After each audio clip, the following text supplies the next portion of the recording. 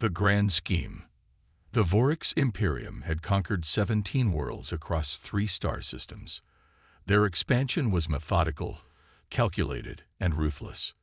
They were a species evolved from apex predators, 6-limbed, chitinous exoskeletons, standing nearly 9 feet tall with compound eyes that could see into spectrums humans couldn't imagine. Their society was built on a simple principle: efficiency through subjugation. Commander Zextrol stood on the observation deck of the harvester ship Inevitable Conquest, gazing down at the blue-green world designated Target 3. The humans called it Earth. "Report," he clicked to Science Officer Nevrix. Nevrix's mandibles twitched with excitement. "Preliminary scans confirm our initial assessment, Commander. The indigenous population numbers approximately 8 billion, spread across all continents except the frozen southern cap. They possess rudimentary technology, nuclear capabilities, beginning space exploration, global communication networks." "Resource assessment?" Zextrol inquired. "Abundant. Water, minerals, biological diversity. But most valuable, the labor potential." Nevrix's voice lowered to a reverent hum. 8 billion potential work units, even accounting for losses during harvesting. This would triple our workforce. Zextrol clicked in approval. "The High Council will be pleased." Conquest strategy. Fleet tactician Verilok stepped forward, her carapace polished to a military shine. "Direct conquest would be inefficient, Commander. Their numbers are too great, their military capabilities too distributed. We would expend excessive resources. Your recommendation?" "We've identified asteroid JX447, currently in an orbit that brings it near this planet every 73 cycles. With minimal adjustment, we could direct it to impact one of their polar regions. The environmental consequences would devastate their civilization without rendering the planet uninhabitable." Zextrol considered. "Casualties: approximately 60 to 70% of the population. The survivors would be disorganized, desperate. Ideal conditions for our harvesting teams to present themselves as saviors." Classic manipulation strategy. Zextrol clicked approvingly. "Execute the asteroid adjustment. Prepare the cultural integration teams. We'll arrive as their gods, then leave with their children in chains." The Vorix weren't cruel by their own reckoning, merely practical. 17 worlds had fallen to their efficient brutality. Target 3 would be no different. The asteroid struck Antarctica with the force of 10,000 nuclear weapons. The ice shelf shattered, releasing trillions of tons of water and debris into the atmosphere. Within days, coastal cities around the world were underwater. Within weeks, the climate had destabilized completely. Within months, governments had collapsed, and the survivors fought over dwindling resources. 1 year after impact, the Vorix descended in their gleaming ships, landing near the largest remaining human settlements. They brought food, medicine, and technology beyond human understanding. They spoke through translation devices, explaining they were peaceful explorers who had detected the disaster and come to help. Most humans welcomed them with desperate gratitude. Zextrol stood before the assembled human leaders, mayors of refugee camps, military officers without armies, doctors without hospitals. His exoskeleton had been polished to a high shine, and the translation device at his throat converted his clicks and hums into soothing human speech. "We are deeply saddened by the catastrophe that has befallen your world," he lied smoothly. "The asteroid was a natural phenomenon, but one we might have prevented had we arrived sooner. We offer our technology and resources to help you rebuild." A human female, Dr. Sarah Chen, according to his briefing, stepped forward. "Your generosity is overwhelming, Commander Zextrol. But I must ask, what do you want in return? In our experience, help is rarely free." Clever human. Zextrol had been warned about their occasional perceptiveness. "We seek only friendship and cultural exchange. Perhaps, in time, trade. Your world has resources we find valuable, and we have technology you need."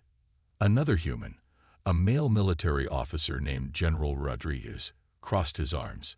What specific resources interest you?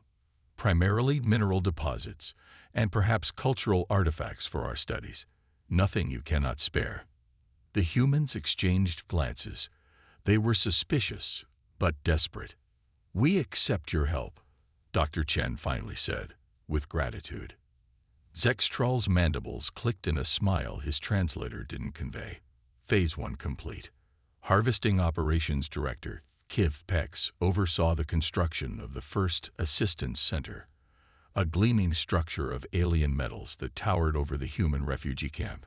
Inside, Vorix technology produced food, clean water, and medicine for the desperate survivors. "They're so grateful," Kiv Pex remarked to Cultural Integration Specialist Mivzan.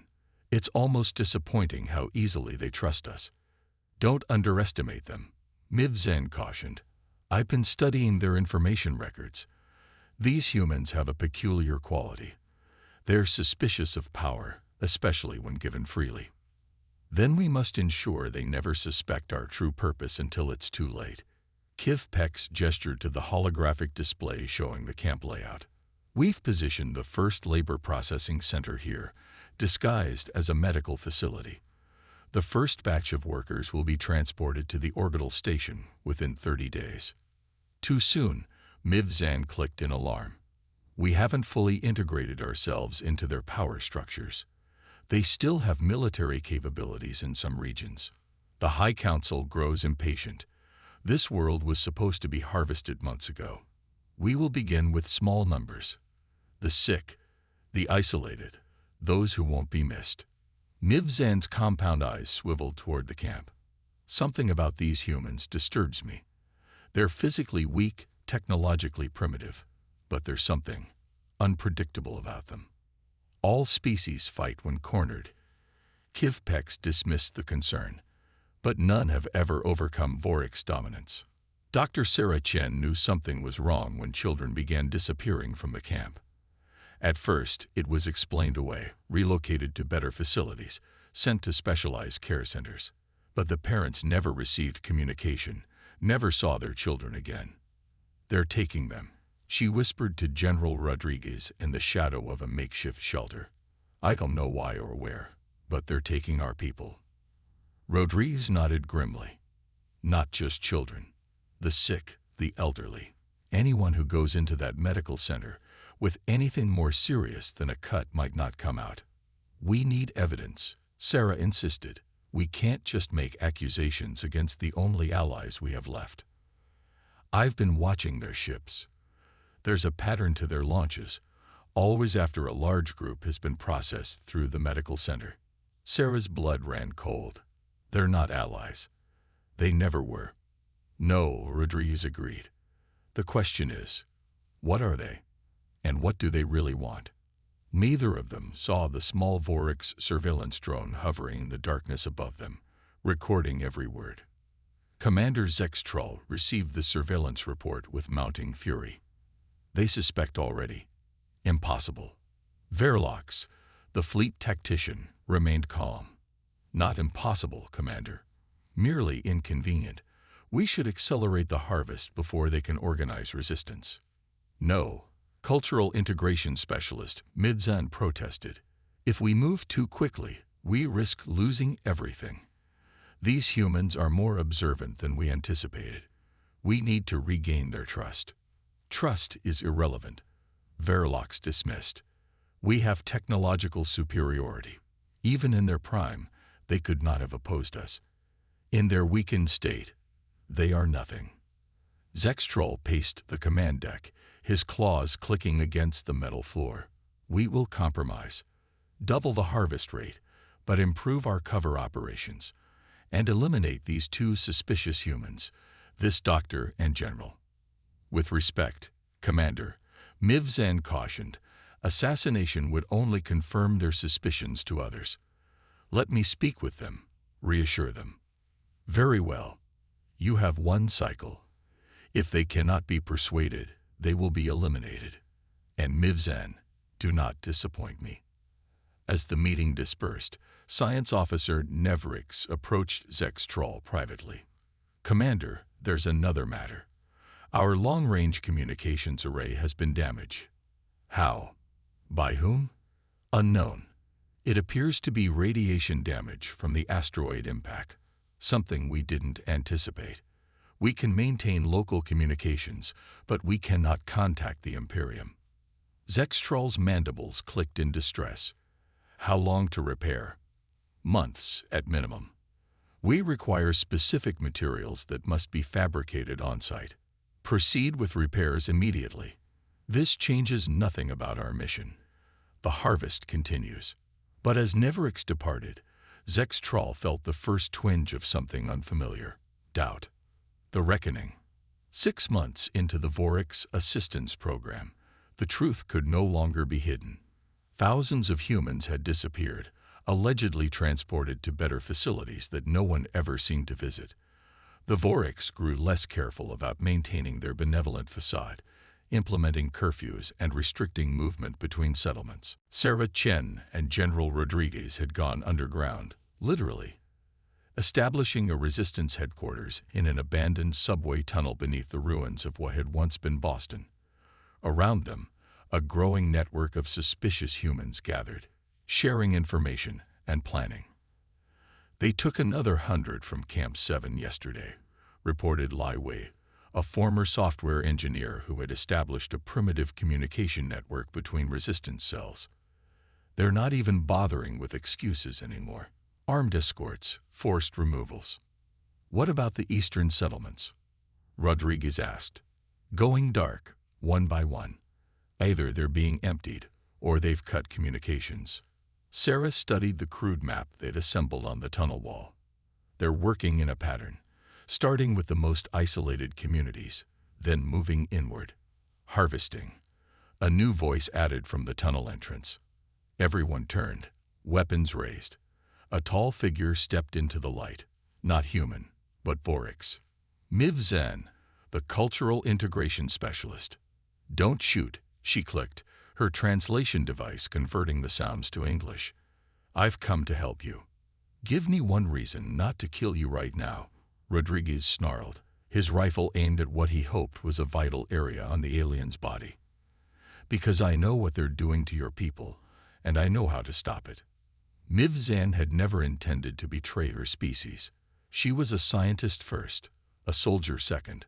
Her role had been to study human culture, to find the most efficient ways to subjugate them. But something had changed during her months of observation. They're not just taking laborers, she explained to the stunned human resistance leaders. They're harvesting your genetic material, your organs. The Vorix believe human biology contains compounds that can extend our lifespans exponentially. So we're not slaves, we're livestock, Sarah said, her voice hollow. Both, actually. The strong become labor. The weak become medical resources. It's efficient.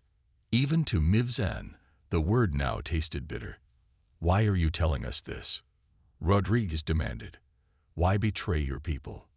Miv Zan's compound eyes swiveled downward in what the humans now recognized as shame. Because what we're doing is wrong. My species has always justified conquest through superiority. But I've watched you humans, how you care for each other despite your differences, how you create beauty even in suffering. There's something in you that we've lost. That's very touching, Rodriguez said coldly, but it doesn't help us fight weapons that might as well be magic to us. Actually, it does. Miv Zan produced a small device. This contains schematics for our defensive systems, patrol schedules, and most importantly, knowledge of our greatest weakness. Which is? Sarah asked. Water. Our exoskeletons are slightly permeable. In your planet's water composition, prolonged exposure causes a fatal chemical reaction. It's why we avoid your rainy regions, why our bases are always in arid locations. Rodriguez laughed bitterly. Water. You're telling me we can defeat advanced aliens with super soakers? Not quite so simple, Miv Zan explained. But essentially, yes. Your oceans are poison to us. It's why we bombarded your ice caps rather than your population centers directly. We couldn't risk contamination of our harvesting zones. For the first time in months, hope flickered in the room. Commander Zextrol was furious. What do you mean? Mivzan has disappeared. Science Officer Nevrix shrunk back from his commander's rage. She went to the human settlement for routine observation and never returned. Her tracker went offline near one of the subterranean structures. Find her. She knows too much about our operations. Sir, there's more, Nevrix continued reluctantly.